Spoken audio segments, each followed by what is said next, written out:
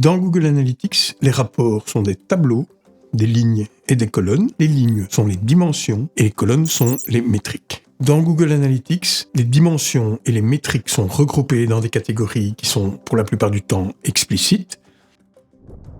Rassembler les dimensions dans des catégories, comme vous pouvez voir, c'est pas du luxe, il y en a vraiment beaucoup. On va en parcourir quelques-unes ici au hasard, par exemple.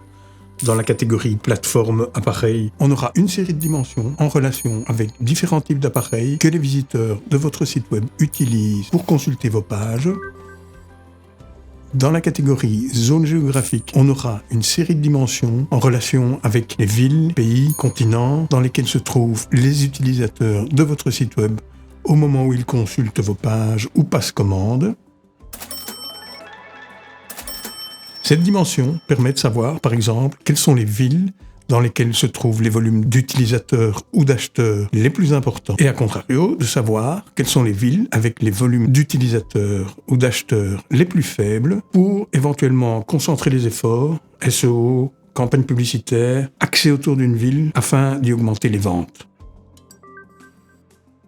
La catégorie source de trafic propose une série de dimensions relatives aux sites qui envoient du trafic vers votre site internet. C'est important de savoir de quel autre site viennent vos acheteurs. Est-ce qu'ils viennent plus de Facebook, plus de Google, plus d'une autre source de trafic? Ça vous permet de savoir, par exemple, si vos efforts SEO sont efficaces.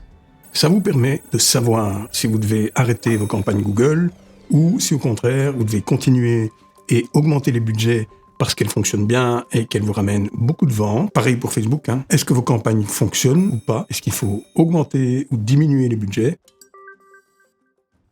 Vous pouvez tirer des rapports à 2 dimensions, par exemple les villes et les sources de trafic, et ainsi déterminer que, par exemple, pour une ville particulière, c'est Facebook qui ramène le plus de ventes. Et donc, concentrez vos efforts sur votre campagne publicitaire Facebook pour cette ville, ou encore, vous pouvez constater que dans telle autre ville, ce sont vos efforts SEO qui commencent à payer et que les clients commencent petit à petit à poindre le bout de leur nez. Et donc, réfléchir à savoir si vous pouvez adapter vos efforts SEO sur d'autres villes pour qu'elles soient impactées de la même manière, avec les mêmes conséquences sur les volumes de vente générés par votre site internet.